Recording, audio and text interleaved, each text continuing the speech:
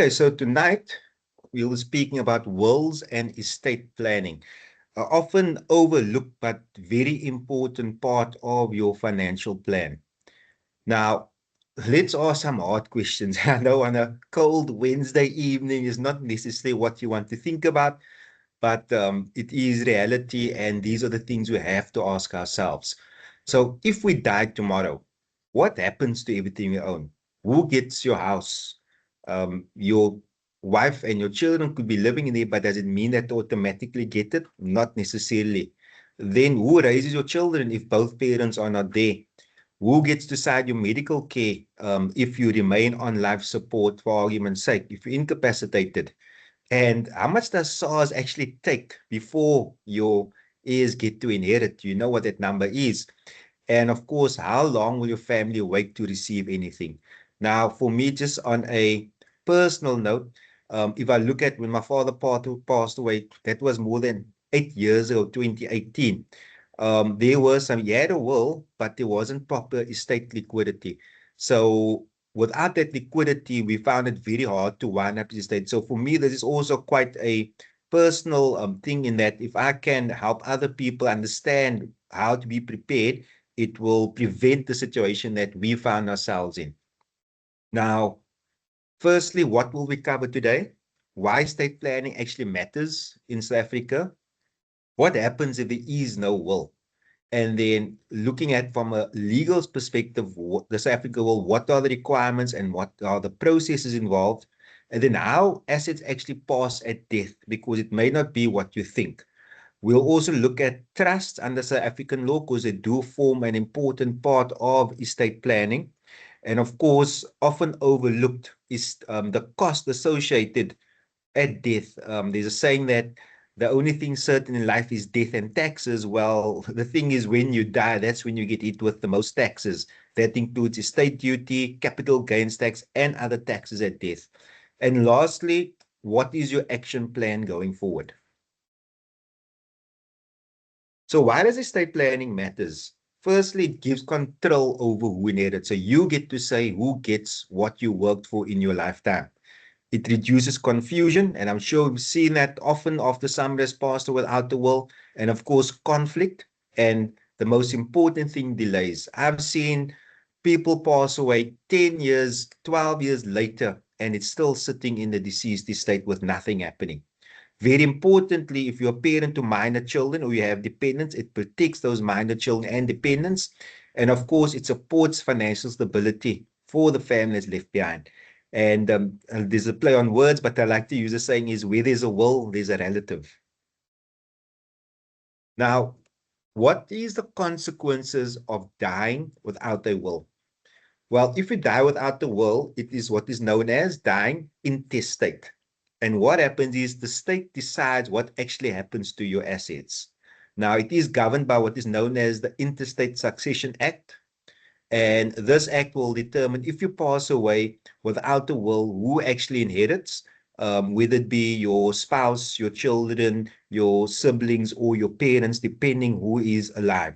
That obviously means that somebody that you don't necessarily want to inherit, it might be an estranged relative for whatever reason, they could inherit under that Interstate Succession Act. And the other thing is the court, not you, appoints an executor. So whoever's left behind has no say or participation in what happens to those assets. This is the other thing. Your unmarried partner under the Interstate Succession Act receives nothing. So if you have a partner but you're not married, that partner actually receives nothing. And there's certain instances where some marriages, like Muslim marriages, are sometimes not fully recognized. If that partner is not mentioned in there, they can receive nothing. And I've seen instances where somebody that was married only by Muslim rights received nothing under the Interstate Succession Act. So that is a real danger. The other problem is, if, like myself, we have a stepson or stepchildren, they have no automatic rights, meaning they do not inherit under the Interstate Succession Act automatically. There has to be a case made for it. The other problem, any minor children that do inherit, and that could be money coming out of life insurance, assets you had, your pension fund even. that is controlled by the Guardians Fund. Now, who is the Guardians Fund? It is a fund managed by the government, specifically the PIC, so the same people who manage the state pensions. However, that money is simply invested and accrues interest. Meaning, let's say a child is 5 years old when the parent passes away and they get money left to them.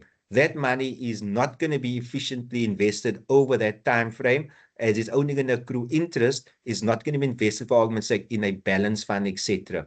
So there already you're losing out by having, let's call it conservative growth, if you've attended the investment classes, right? The other problem, you have limited access to those funds. Even if you are the guardian in looking after the child, you have limited access to those funds. You only have access to the accrued interest and up to 250,000 of the actual capital.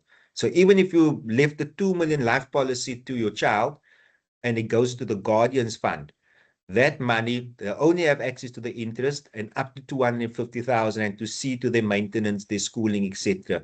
So it can be limiting the access that you have to look after your minor child. The obvious thing is that the estate settlement can take longer, anywhere from 2 to 5 years. What it of course brings in, and this is what we see many times, is family conflict. That is often the most heaviest consequence. Start fighting over what is there, especially if there's property which cannot be easily divided. Legal costs may accrue, and of course the emotional damage attached to that. Imagine your widow, your small child, etc., and not knowing what's going on. And here's a sad truth: 70% of South Africans pass away without a will, meaning 70% will follow this intestate rules of succession and potentially face some, if not all, of these problems. Now, who needs a estate plan? And often when people hear words like an estate plan, they think, oh, you need to be a multi-millionaire, it's only for the wealthy. The reality is, any one of these, if this describes you, you would need an estate plan. So are you married? Especially under different marital regimes where you may have less rights than others, right? So if you're married, you need a will. Do you have any minor or dependent children? Because what happens to them when you pass on? If you own a fixed property or vehicle, of course, that needs to be distributed, and that is assets that's normally registered on somebody's name, so it needs to go to someone once you have passed on. If you have any sort of retirement annuity, pension, or provident fund, now I'll explain later how funds from those funds actually get paid out. They actually bypass your will, but it still form part of your estate plan. Then very importantly, if you own a business or shares in a company, what happens to those shares? Who does it pass on to? What if there are more, what if there are partners in a business? Who inherits the shares and the ownership of that? I mean, you could have two partners, and what if the one shares go to the other partner's spouse and they're not exactly work well together? So if you own a business, especially with multiple partners, estate planning is very important as to what happened to those company shares. If you're in a blended family, there are stepchildren, etc., or you have an unmarried partner, which is obviously common these days. If you're in a customary or Islamic marriage, you may have limited rights under your succession planning. So there it is very important. Also, a dependent with special needs, dealt with a client, adult child, 22 years old, but they have autism. So they cannot look properly after themselves. They would have special needs. And of course, if they have offshore assets or assets outside South Africa. Now, here are some common myths associated with dying or estate planning, right? Firstly, some people think if I don't have a will, you know what, my spouse gets everything automatically. That is not true. As I said before, the Interstate Succession Act determines how that gets divided. And think about how that can be a problem. Let's just say if it's the main asset is a fixed property and the spouse is living in there with the children. Interstate succession could mean that somebody other than them also inherits a part of that property, which obviously can lead to a number of problems. Another myth is that your pension follows your will. No, this is not true. It's actually governed by your Pension Funds Act, something called Section 37C. So we're going to speak a bit more in detail about what happens to your pension if you do pass on and who actually gets that, that money. Another thing is, oh, I'm too young or I don't have enough. The reality is if you do earn a salary or own a car, you effectively will have an estate.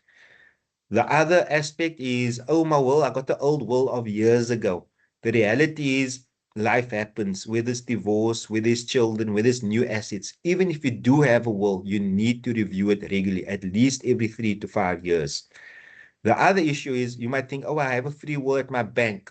That could be a problem.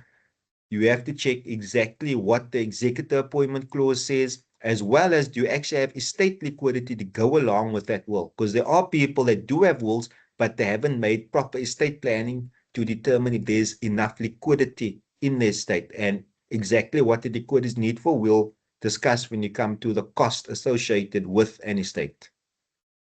So who are the key people in the will? Firstly, I have the testator, or the female is known as the testatrix. That is the person making the will. Then there is the executor who administers the estate. So that is the person that actually carries out the job of distributing the assets of the estate. I know sometimes people want to appoint a family member as an executor. Not always the best idea, because it's actually quite a complex task to be an executor of an estate. Then there is the guardian if you have minor children. Now, if there is a surviving parent, normally they are the automatic, obviously, caregiver. But if something happens where both parents should pass on, you have to have a guardian nominated for your minor children. Then there's also the potential to have trustees named in your will, and this would be who manages any trusts created in the will. And we'll speak a bit more about the different types of trust associated with the will and estate planning in the later slides. And of course, the beneficiaries. These are the people who actually receive from the estate. And just as a reminder, if you do have any questions, you can just type it in the chat and Kendra will just let me know about those. So what actually makes a valid will in South Africa? So the law governing wills is known as the Wills Act, and it must be in writing, whether it's typed or handwritten. Unfortunately, a video will, a voice recording, anything of that sort, yes, you can have it, a video done, etc. But to be official, it must be a typed or handwritten will, right? You cannot just have a video will or a recorded will, for argument's sake. It must be signed by the testator at the end, and on every page. So every single page of the will and the end must be signed by the testator or the testatrix. It must be signed in the presence of two competent witnesses simultaneously. So the witnesses must be present when the testator signs.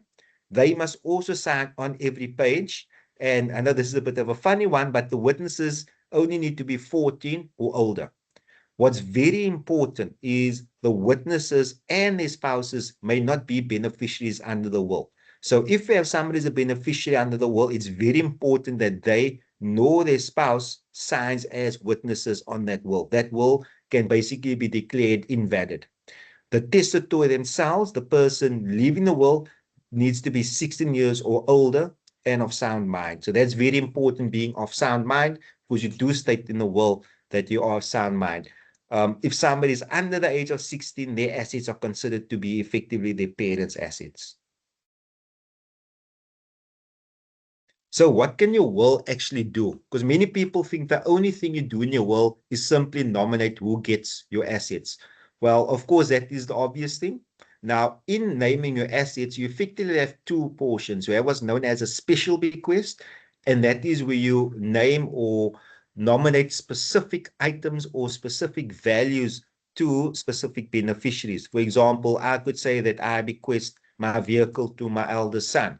I could say that I bequest 100,000 Rand to my sister, for argument's sake, right? Once those special bequests are paid out, you then have what's called everything that is left, that is known as the residue. The residue will say that my spouse gets 50% and my children gets 25% each, for argument's sake. So special bequest, you name specific items or specific values, and then residue, you name percentages of whatever is remaining after the special bequests. You can also do something which is you can also grant a usufruct. So what is a usufruct? For argument's sake, let's just say I am married, I'm 70 years old, I say I have a spouse at the same age. I then say, hang on, I don't want to pass away and leave it to my spouse who may pass away soon, because that can just incur double costs. I want to leave it to my children. However, my spouse will have the right to live in that property for as long as she is alive. That is called a usufruct. Effectively, it's as saying that someone doesn't get the tree, but they get the fruit of the tree as long as they're alive. So usufruct is simply use of an asset, but somebody else inherits the asset. But the right to use supersedes what the person inheriting asset has can do or say during the lifetime of the person who has that usufruct. Of course, you can also appoint an executor.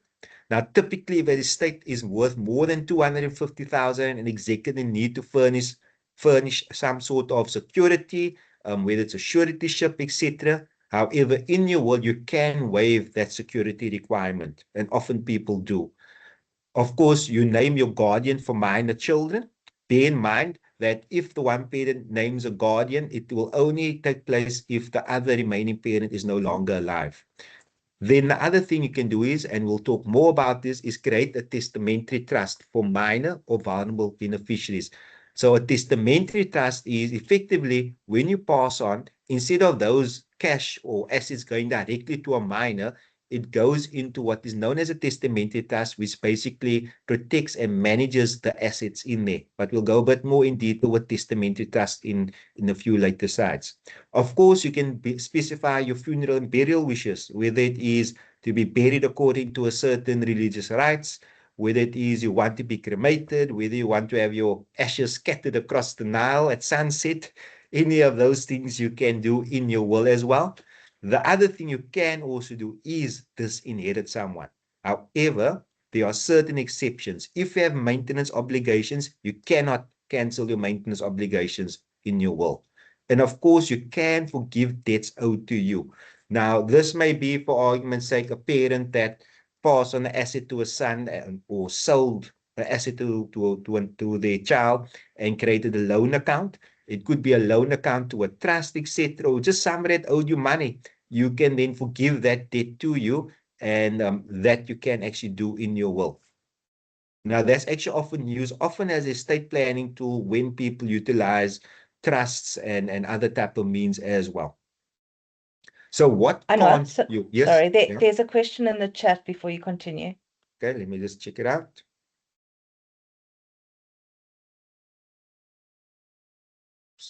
Let me just.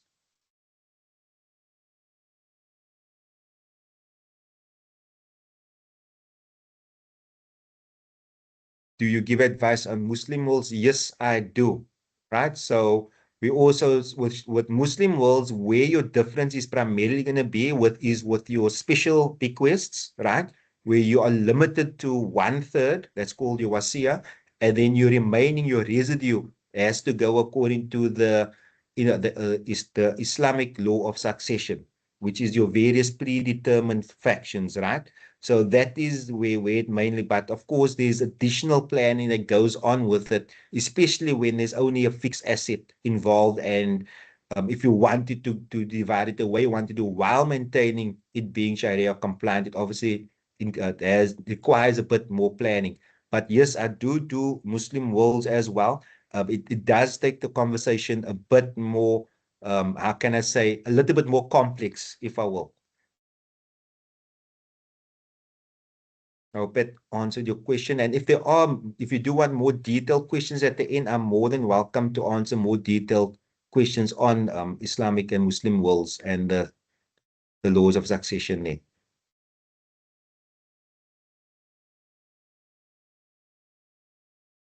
Okay, so yes, what can your will do, but what can't your will do when and this is very important. A will cannot override pension fund nominations. There, the Pension Fund Act governs. How exactly that works, we will have a more detailed slide.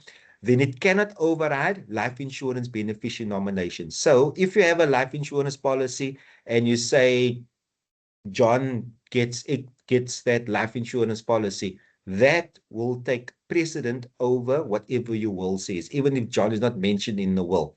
Of course, like before, you cannot override the legal duty of support for minor children. So your estate, if you have maintenance order in place, your estate actually has to carry on paying for that maintenance. Now, this is very important. If you're married in community of property, whatever you own, and let's call it a property, automatically belongs to your spouse. So let's just say if we own a property together, when you say somebody gets 50% of what I own, it's only your 50% of the 50%. So we'll look a bit closer at the different marital regimes and how they may affect your will. Of course, the one thing a will cannot do is replace proper liquidity planning. So you need to have liquidity planning along with the will, and it cannot solve every estate issue on its own. There are things that sometimes need to be done outside of the will. So who is the master of the high court? Well, every deceased state, so when somebody passes away, it is supervised by the master. Now, this is very important. The original will, meaning no photocopies, it must be the original will signed in ink, is lodged with the master. The master then appoints and oversees the executor. Now, I've seen many um, wills get delayed, or many sort of executing, let's say, get delayed because they couldn't find the original will. Sometimes they could only find a copy, and unfortunately, you cannot work on the copy. You need to work on the original. So obviously, where you store that original is very important. Then what will happen is they will issue what's known as a letter of executorship, which effectively gives the executor the right to now work on the estate, to collect the assets and then distribute it. And it's required for large estates. Large estates mean more than 250,000. Now, small estates may follow a simplified process, especially if there's no fixed property or vehicles involved. And typically, that will only require what's known as a letter of authority. Now, what is the process when somebody passes on? Well, the first thing is you have to obtain the death certificate. Thereafter, you want to report the will to the master within 14 days, assuming you have a will. The master will then issue the letters of executorship. This allows the executor to open an estate bank account, meaning all funds, or anything that needs to be, say there's investments, etc., right? Or if there's property that must be sold or shares cashed in, that will be paid into the state bank account, and they take control of all the assets as well as the liabilities. Creditors then have to be notified via the government gazette and local newspaper. Often what you find here would be cell phone contracts that still have some time attached to it, or if the person had loans or credit cards with the banks, etc. And the creditors have a period of 30 days to claim this from the date of advertising. So once you advertise in the government gazette and your local newspaper, if a creditor doesn't respond within 30 days of an advertisement, they cannot come back and claim it again. Their time is over. So even if it was money owed, they cannot claim after that 30 days. What happens after that? You then have what's drawn up as the liquidation and distribution account. So while liquidation, any assets that maybe need to be sold, these can be investments, these can be payouts from life policies that are nominated to the estate. So if a life policy has no beneficiary nomination, it will go to the estate. So everything that needs to be paid into the estate, as well as everything that needs to be distributed, that includes creditors. So if there's debts that need to be paid, executors fees, estate duty, all those things, they need to be paid as well. And once those have been paid, the remaining assets and amounts are then distributed according to the will. So your liquidation and distribution account is effectively saying what still needs to be paid, what is owed, what is left, and how it's and what is available to be distributed to your beneficiaries. That liquidation and distribution account, also known as an L&D account, is open for inspection by any of the beneficiaries for a period of 21 days, or any of the creditors as well. The master will approve if there's no objections, right? The assets will then be distributed and receipts are obtained to where those assets go to. The executors' fees are paid, and we'll explain exactly what those fees are, and the estate is then closed.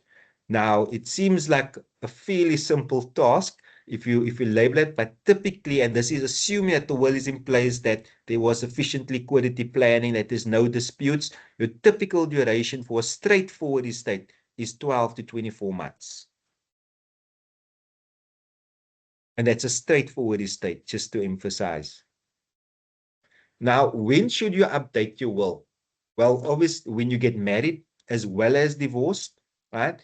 If a child is born or adopted, if a beneficiary in the will passes on, or if the executor dies, then you need to update it. If you have any acquired any significant new assets, that's another time. So you bought a property, a vehicle, etc. If you move to a different province, because there may be certain differences, or even more if you move to another country, because it could be certain laws that affect your will. If you have any offshore assets or property as well, because your South African will does cover your worldwide assets, with the exception of few jurisdictions where they require a local will to determine what happens to your assets. And of course, your marital regime changes, whether you go from a customary union into a civil union, or whether you go from a community of property and decide to go to other community of property, which can be done, but it's quite complicated. There's a few steps involved, but then you need to update your will. Very important in South Africa, when you get married, it doesn't automatically revoke a previous will, meaning your spouse does not automatically become a beneficiary in your will. But it does revoke bequest to an ex-spouse, something called the Section 2B rule. What does it mean? If you get divorced for a period of 3 months after you get divorced, even if your spouse, which is now your ex-spouse, is named in your will, they are considered to be deceased for the sake of the will. Right? What does it mean? Effectively, for a period of 3 months, you have a window period where if you haven't changed your will to take your ex-spouse out, they won't inherit, and the residue will basically go to the other beneficiaries. However, if you do not make that change after 3 months, it is then assumed that you want your ex-spouse to inherit, and that ex-spouse will inherit. So obviously that determines what your relationship with your ex-spouse, but 3 months, a grace period, they don't inherit. After 3 months, it's assumed that they are meant to inherit. Anwar, there's a question about what happens to dependents if they need funds in the meantime while the estate's being wound up. So if that now that is often where problem lies, because the executor is not necessarily needs to take funds out of the estate to pay for the dependents. Why? There may still be creditors that have claims against it. There may be debt that needs to be paid. So it's not automatically assumed that the executor will be funding the dependents. What the executor will be paying is stuff like rates on property, etc. Right? So that is where estate planning comes into play, because there you want to look at funds that can somehow pay outside of estate. And typically that is where you look at something. It may be life cover, it may be money coming from your pension fund or provident fund. But you cannot assume that any money that goes into your estate will be available to look after your dependents while the estate is being wound up. So that is one of the problems often associated, is you think that there is money available, or there is money in the estate, but the executor still needs to do the liquidation and distribution before paying money out. Now, there are certain instances where the money can be provided in the form of a loan, and those dependents technically are borrowing against the inheritance. But of course, there needs to be sufficient liquidity in that state itself for the executor to ever consider that. Right? Does that answer the question?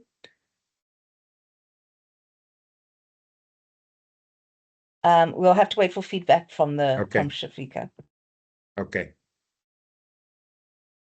So how do assets actually pass at death? Well, there's three routes. Number one is through your will. That's also known as the term used is probate. So if something is probatable, it means it goes through your will. Now, what's included in your will is your fixed property, bank accounts, investments that are in your name alone, life, and very important, life insurance, specifically with no direct beneficiary. So life insurance, then besides your will, what you have is your beneficiary designations, and this is outside of your will. In this instance, life insurance that has a beneficiary will pay directly to the beneficiary. Now, if that beneficiary is a minor, that can go into what's known as a testamentary trust, right? And we'll, like I said, we'll speak a bit more about testamentary trust. Retirement funds, these go according to beneficiary designation as well. So if you belong to a retirement fund, they will typically ask you every year if your beneficiary is up to date. And then there's what you call payable on death accounts, certain type of policy, for argument's sake, that pays out to you. This can be, for example, a credit life. So you had a debt, you passed away, the credit life then pays out onto that beneficiary, which is typically the bank, right? And then what's a third route is by title or ownership. Now, in this instance, most commonly, community of property. So the moment you pass away, right, even if the house is only in your name, automatically 50% of the property goes to your spouse. So if you're in community of property, that automatically goes by virtue of your marriage. What does it mean? That your will may only control a fraction of your total wealth. So while a will is very important, you have to also consider your beneficiary nominations. You have to consider your marital regime, etc.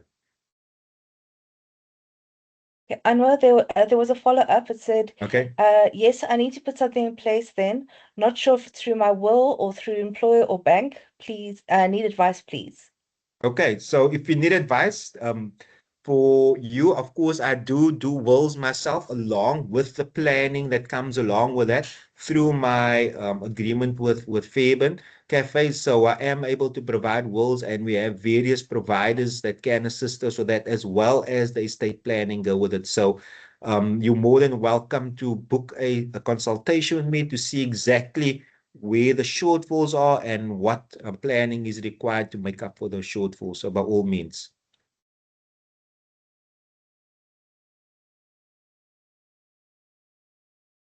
So now let's look at retirement funds. Now don't worry about the numbers. I'll just put it up there just so you know what dictates it. There's something called the Section 37 rule. And this is one of the most understood aspects of estate planning.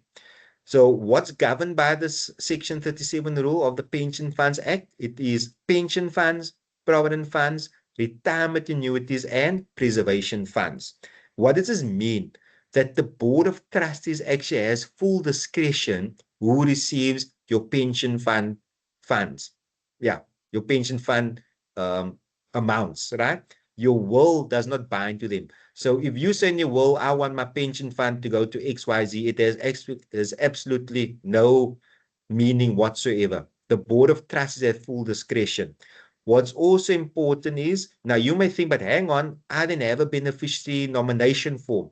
That beneficiary nomination form is only guidance to the trustees who to look at. It's not a instruction that is written in stone. Why? The trustees must actually identify all financial dependents regardless of your nomination.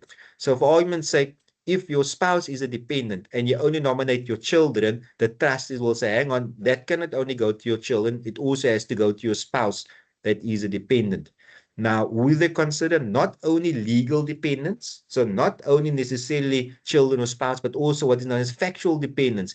If you have a cousin or a brother or sister who's dependent on you, they actually have a claim against that pension fund.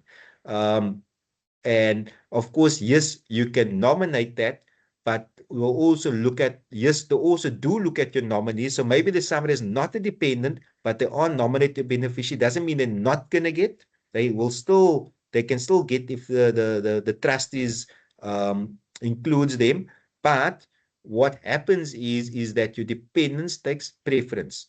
And what that percentage also is based on a ratio of dependency. Somebody is fully dependent on you as opposed to somebody maybe partially dependent on you. Anwar, sorry to interrupt you again. Yeah. There's a question about how does community of property affect Islamic marriages? Oh, we're gonna cover marital regimes when we come to there, right? So we're gonna cover marital regimes, and then hopefully I can answer that question. Okay. Now let's look at if you have life insurance and beneficiary designations, how it actually works. Now, one of the common mistakes is naming your estate as a beneficiary or not naming a beneficiary, and then your estate automatically becomes your beneficiary. What does it mean? It forces that life insurance through probate, meaning it has to go via the executor and the estate. What does that mean? It's exposed to creditors, meaning creditors can claim from a life insurance. So yes, if there are debts in your estate, for example, your bond, and you specifically want a life insurance to pay off their bond, yes, then you can let that go to the estate. But if there's other creditors that maybe you whoever it may be, but you actually want that money to go to your dependents, that can create a problem. And of course, it's also going to attract executors fees, which is 3.5% plus VAT. We'll go a bit more detail into executors fees. Along with that, also it takes much longer, meaning before that funds can have, you have access to that funds, that it has to go through the whole executorship. If you nominate the beneficiary on the other hand, that funds can pay to that beneficiary provided they're not a minor in as little as 10 days. So not only are you going to save on cost, but you're also going to save significantly on time. Remember that will, if it's a straightforward will, takes anywhere from 12 to 24 months. If you nominate the beneficiary, those funds can be paid to the beneficiary typically within 2 weeks. The other thing you also don't want to do is naming a minor child directly. Because if you do name a minor child directly, the court appoints a guardian of the property and the funds are tied up. Right? So what you want to do is you don't want to name a minor child directly. You actually want to have any inheritance then going to a minor child go to what is known as a testamentary trust. And we'll describe that a bit more later on. What's also important, as I said before, not updating after divorce. Yes, you do have a 3-month grace period, but thereafter, if you haven't changed, assume that that is what you want to do for your will. And of course, not updating beneficiaries as life changes. It may be beneficiaries that has passed on, etc., or for whatever reason you no longer want them to inherit. So what you want to do is best practice. You want to name individuals directly, not your estate. The only time you may look at your estate if there's a big debts like a bond, etc., that want to be settled. But other than that, you want to name individuals directly.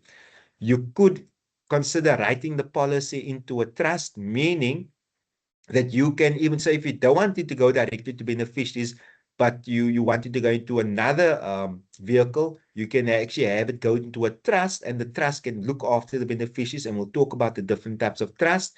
And of course, what's very important is to review all policies over after every life event. Now, let's get into marital regimes, and hopefully I can address your question here as well. So what are the different marital regimes? Well, first there's in community of property. What does it mean? You have a joint estate. So if I'm married in community of property, I own a property in my house. I own two properties, sorry, in my name. It's only in my name. My spouse's name is nowhere on there. When I pass on, automatically half of that goes to my spouse. I have an investment completely in my name, automatically goes into the joint estate, right? Now, the other important thing is when you pass on in a married community of property, they don't just manage the estate of the person that has passed on. They actually have to freeze well, when I say freeze, the spouse that is alive, her estate also comes into play. What does it mean? It can mean limited accessibility to their own assets. So you heard correctly. I'm married in a community of property. My wife passes away. Assets that are in my name, I could have limited access to that assets. Why? That assets also goes into the estate. What does it mean? Executors fees, not just on the spouse's estate, but on both our estate, right? Now, this is where it becomes difficult for a Sharia will, for argument's sake, or Muslim will, is that the law of the land always supersedes what the Sharia will, even if you have it. So what does it mean? I own a property or properties plus investments, right?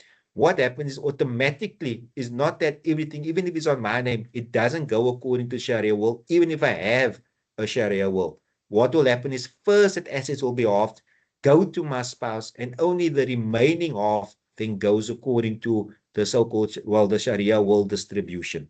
So I hope that answers your question when it comes to community of property and Sharia wills. So there is a degree of incompatibility and you can see potential problems. And that is why typically you need to do additional estate planning if you want your will to go according to your wishes and keep it compliant. Now, the most simple type of marital regime when it comes to managing estates, sorry, you can just let me know if there's more questions you have regarding that, is out of community of property with accrual. Now, what is the difference between getting married in community of property and out of community of property? It is simply the presence of what is known as an antenuptial contract, often called the ANC agreement. That antenuptial contract must be signed before the date of your marriage. Now, if you take a marriage certificate and you look at it, it doesn't say in there out of community of property or in community of property. It simply says civil union. What determines if it is in community of property? It's the absence of an antenuptial contract. If there is an antenuptial contract, and very importantly, it must be signed and dated before the actual marriage. A contract dated after the marriage is invalid, right? Now, out of community property with the crew, what does it mean? There's full separation of the estates. Whatever each spouse only owns what in their names. And it allows the most planning flexibility when it comes to estate planning. Now, if you're married out of community property with the accrual, what happens is, yes, whatever assets you have is separate during marriage, right? However, at death, there's something known as an accrual claim that must be settled before they can distribute assets. What does it mean? If one spouse's estate has grown significantly more than the other spouse's estate, effectively they have to share in that growth. So firstly, when you come to the marriage, whatever you have prior to the marriage, that is yours, right? That value. And if those values are equal, and if effectively start on the level field. If the one's value is significantly more, that is a starting point. From that starting point, what their estate grows by while they're married, that is known as accrual. And at death, whoever has accrued the most assets post-marriage, the other spouse has a claim to that first, right? That's very important. Thereafter, after the payment of that accrual claim, which is beyond your will. So remember, this accrual claim doesn't need any nomination of the spouse. Like I said, there are three different ways. So this is the other way, is to that accrual claim that first need to be paid to the spouse, then the remaining assets get distributed. What this can do, it can of course affect liquidity, especially if there are many fixed assets in the estate of the deceased person. Then customary marriage, yes, some are recognized under law, but here we could have complications. We could have multiple wives possible. And here is also we have your Muslim marriages, which can sometimes have limitations in terms of what the spouse can claim under law. And I've seen many times where effectively they walked away with nothing, right? That is just the reality. And of course, distribution of spouse can be legally complex. So multiple wives, customary marriages, including if you want Islamic marriages with a Islamic Sharia will, needs to be planned carefully than a regular will. There's the other thing is same-sex civil unions are fully recognized and they have the same rights as civil marriages for estate purposes. And that means that can also be in community of property, out of community of property, with or without accrual. Now let's talk about estate duty. Estate duty governed by the Estate Duty Act. What does it mean? Remember when you spoke about when you pass on about death and taxes. So this can often be one of the biggest amount that you pay, especially on large estates. What does it mean? Up to 3.5 million is exempt. Now you think, but hang on, that sounds like a lot of money.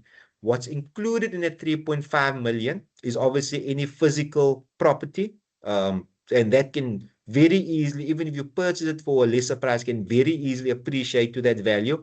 Life insurance policies as well, whether you nominate the beneficiary or not, with the exception of what is known as buy and sell agreements. But life insurance, yes, when you nominate the beneficiary, it doesn't go through the executor. It doesn't go through probate. So the executor doesn't deal with it. There's no executor's fees. However, it is what is known as a deemed asset. It's an asset. It becomes an asset upon your death, and deemed assets do attract estate duty.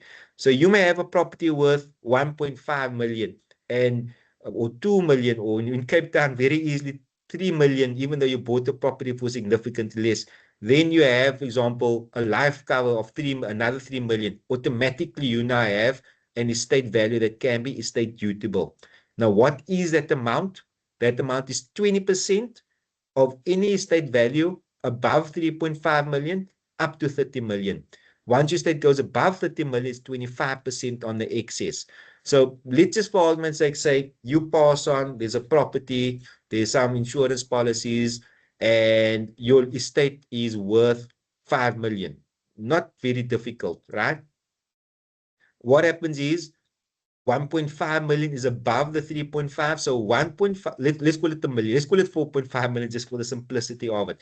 So you pass on your estate together, property, life insurance policy, etc. is worth, let's call it 4.5 million. That million rand, it's above 1.5, 200,000, 20% has to be paid as estate duty. So there you can see you may have planned to have sufficient life insurance for your um, beneficiaries, but a big chunk of that gets eaten up. Let's just say you have a property or you have multiple properties and it's worth physical properties and it's worth 5 million. That means on that physical property, which is now is not cash, or let's call it again 4.5 million, sorry. Let's say on that physical property is not cash, you still have to pay that estate duty of 200,000. Now, that often leaves problems where you may have to dispose of that property in order to raise a liquidity, which may not be the best solution, right? Now, very important, like I said, you are allowed that first 3.5 million abatement per person. Also, you have what's called spousal rollover, meaning any assets left to a surviving spouse is fully exempt from estate duty. So even if my estate is worth 50 million, if I leave that entire estate to my spouse, that is fully exempt from estate duty. Of course, that surviving spouse inherits any unused abatement if there is, right? So if you didn't use your full 3.5 million, so let's just say your estate was worth 2 million, that means you didn't use 1.5 million. The surviving spouse get their 3.5 million plus the additional 1.5 million. Of course, once she passes away, that then goes to the beneficiary and they have to pay estate duty. Of course, what also gets deducted from estate duty is any funeral and administration cost of the estate. And very importantly, all debts and liabilities of the estate is actually deducted before determining estate duty. So it's not paid on the gross asset value, but on the net asset value after all debts, liabilities, funeral administration costs, etc. Now, besides estate duty, you also get capital gains tax that is payable on death. Now, if capital gains tax is effectively enforceable once an asset is sold or disposed. Now, at death, it is deemed the disposal of all assets, very importantly, at market value, right? So whatever that property is worth, that is the deemed disposal value of that asset. Now, exclusions that you do have available is there is an annual exclusion in the year of death. Normally, your CGT exemption is 40,000 Rand while you're alive. In the year of death, when you have that deemed disposal, you have 300,000 Rand exemption, meaning if any capital gain is below, not the value of what you leave, but the actual gain is below 300,000, it is exempt. And then over and above that, you also have a primary residence exclusion, which of 3 million still applies. That is whether you're alive or passing on. So if your primary residence has not appreciated by more than 3 million, that exemption of CGT will apply. Remember, it still goes towards your estate duty calculation. The other thing as well is retirement funds are exempt from capital gains tax. Our retirement funds are also exempt from estate duty, by the way. That includes retirement annuities, barring certain limitations, as well as living annuities, post-retirement funds. Those are exempt from both executors fees and estate duty. Now, income tax will apply when those beneficiaries receive the funds, whether in the form of a lump sum or in the form of an income. Now, what is the capital gains tax rate that you may pay? The maximum rate can go up to 18%. And that is calculated as a liability of the state when they do the liquidation and distribution account. And of course, that capital gains reduces what beneficiaries may receive. So once again, you have a fixed property, you have a few life policies. The question is there sufficient liquidity so that the property doesn't have to be sold to cover not just estate duty now, but also capital gains tax? Now, besides capital gains tax, right, you also have the final income tax return from 1 March, the beginning of the tax year, up to the date of death.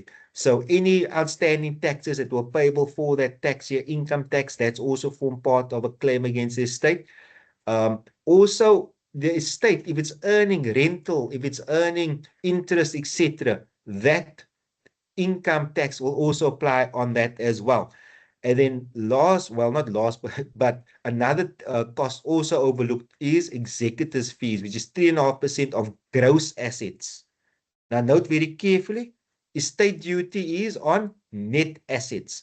The executor's fees is of gross assets. Why? Because the executor is dealing with the entire estate, both the gross assets and the debts. So very importantly, gross assets is 3.5%, right? Plus VAT, so that is just over 4% that is payable to the executor. Now, I know sometimes somebody say, but hang on, I'll appoint a family member to be the executor so I can save on executor's fees.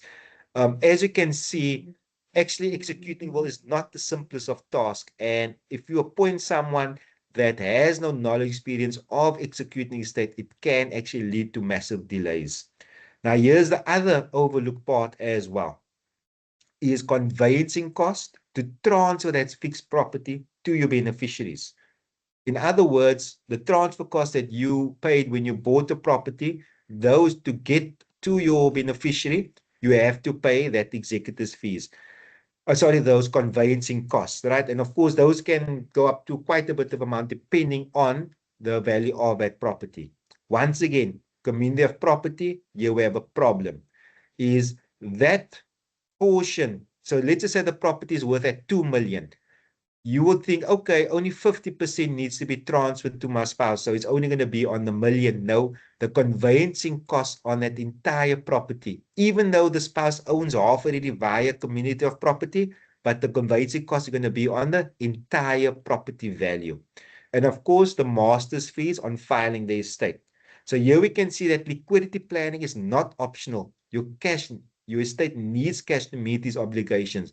And often what I find is many people, and my father included, pass away asset rich, so they have fixed property, but no liquidity. And that creates problems when it comes to administering the estate. So as I said, your estate may be asset rich, and I've seen this and personally experienced multiple properties, but no liquidity, cash poor. And what's the problem? Fixed property, business interest, and retirement assets, they cannot be quickly liquidated. So even if you can liquidate the assets, time becomes a factor. If there's multiple property, you may be forced to sell the property for below market value if there's liquidity needs in the estate. And here's the thing. Estate duty, CGT, outstanding debt, and fees must be paid before assets can be distributed. If there isn't sufficient liquidity to pay for these, the estate cannot be wound up, and your family may wait years before the estate is actually wound up. Now, what are some of the solutions? Of course, you can look at life insurance written into a trust. You can look at life insurance with a named beneficiary as it's paid directly and quickly. And of course, if having liquid savings set aside for estate costs, be it in the bank account, be it in a unit trust, etc. Now, for business owners, there is something called the buy and sell agreement, where the transfer of shares can be done effectively and funded by life cover, meaning that the remaining partner can actually buy the other partner's shares out from the surviving beneficiaries and take full ownership of the company and have it funded by life cover. Now, let's just talk a bit about trusts. In South Africa, and I'm just checking my time, you may go a little bit over, so I do apologize if we go a bit over. In trust in South Africa is governed by the Trust Property Control Act. And what is a trust? A trust is effectively a legal arrangement where a person, known as the founder, places assets under the control of trustees to manage and protect these assets for the benefit of chosen beneficiaries. What's very important is that it must include at least one independent trustee. There are two main types of trusts when it comes to estate planning: a living trust, also known as an inter vivos trust. This is the trust created during your lifetime. And then you have a testamentary trust, which is created in your will and activated at death. Now, what's the benefits and cautions of an inter vivos trust? So why do South Africans, or why would a South African use living trust or inter vivos trust? Well, assets in the trust do not form part of your deceased estate, meaning they do not attract estate duty on trust assets. There are no executors fees on trust assets, so you can also save your 3.5% plus VAT. It avoids that the mass administrations, and it assures continuity at death of those assets. So whoever the beneficiaries of the trusts continue to enjoy the benefits of those assets. Of course, it also protects your assets from personal creditors, um, also from divorce as well. So, for argument's sake, if my parents decide to leave property to me, but instead of leaving it directly to me, they leave it to a trust, that assets or that property is effectively protected from any type of divorce, community of property, etc. Of course, it can also be used for business succession planning, where the trust owns the shares of the company rather than individual, and it can be used to assist with someone that with maybe they have disability or frail care planning, where the assets in the trust is then used to look after that person. Very importantly, it does come under SAR scrutiny. A trust cannot be an alter ego for a founder, mean you cannot have a founder that is solely the founder, the trustee, and the beneficiary. There need to at least be other beneficiaries, and there need to at least be an independent trustee. Now, a testamentary trust, on the other hand, is created in your will and activated on death. And this is nominated in your will. And what's it used for? To hold assets for minor children until a specified age, whether it be 25 or 30 or up to 50 years old. It can also be used to provide for beneficiary with special needs. So that adult child that maybe has special needs, that you can nominate your testamentary trust. It can also go to a surviving spouse while preserving capital for children in blended families. And of course, very importantly, it can protect the beneficiary from themselves. So having a beneficiary receive a large lump sum at once, we know can be problematic. The testamentary trust will see that that funds goes into the trust and be used to look after that person while maintaining the value of that funds. Very importantly, it's administered under the supervision of the Master of the High Court, and the terms are set out in your will. In other words, who gets to use what and what rights do they have to the funds, and the income from those funds will be set out in your will. So, in other words, who have rights to the capital, who have rights to the assets, who have right to receive it when the testamentary trust expires. Now, very importantly, one thing we have to consider when it comes to trust is that they are taxed at a higher rate, right? Capital gains tax also at a higher rate. So it's not something that needs to be used for trust for income tax planning, right? So what you can do to bypass that is that instead of having income paid directly to the trust, it can be distributed to the beneficiaries and is taxed in their hands, meaning a personal income tax rate is significantly lower. So proper distribution and proper setup of the trust is essential to avoid that high punitive trust taxation. So it's not a tax-free vehicle, but it is a planning and protection vehicle. Remember, in the long run, where it's going to save you is on your executors fees, on your conveyancing costs if somebody passes away, especially multiple succession, on your estate duty. That is where you save significantly with your trust. When assets have to be passed on, it doesn't have to be passed in the trust, right? And of course, proper drafting administration is essential. Something called the trust deed is a document that will determine the rules of the trust. Now, there are what's known as special trusts that is taxed at personal income rates. This can be somebody that's disabled or minor beneficiaries. So, okay, we look like we're just going to about end on time. What is your action plan going forward? I know I've shared a lot of information, especially if you're not familiar with that. This is obviously meant to create more awareness and to go more in detail. Maybe a one-on-one consultation may be needed. But what is your action plan going forward? Number one, take a complete asset inventory. List all your fixed property, bank accounts, investments, retirement funds, life insurance, business interests, offshore assets, vehicles, and valuables. All right. Note how each asset is owned or titled and who the actual beneficiary is. Knowing that some assets, for example, assets that are not in your name, furniture, can be a bit tricky. All right. But named assets is what is important that you can nominate. Then identify the key people. Who's going to be the executor? Are you going to nominate a company that For example, are you going to nominate your bank? Are you going to nominate an attorney? Are you going to nominate you do get estate or will specialist companies, for argument's sake? Who will be the guardian of your minor children? Who holds your retirement fund nominations and are they current as well? And bear in mind, Section 37C is a potential for those nominations to be overridden by the trustees who will make medical decisions for you if you are, for example, on life support.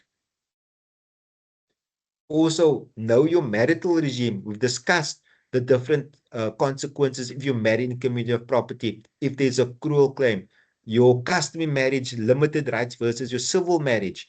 Then update your retirement fund nominations.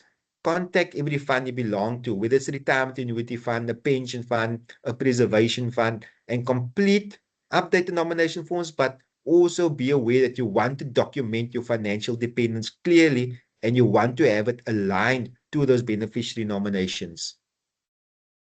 And then lastly, get professional help. That could be an estate planning attorney, could be what's known as a fiduciary practitioner. Oops, I made a bit of a typo there. Could be a certified financial planner like myself. Sorry for the typo there. It could even be a tax practitioner for complicated estate duty and CGT. Of course, I do have access to all these professionals in my network. So via me, we have access to all these services as well. And then very importantly, store your will properly and communicate your plan to someone. In other words, who has your will, which attorney or which will drafting company. Now, often what happens is when you do sign your will, you will typically get a copy of the will and the original will be held with your attorney or the will drafting company.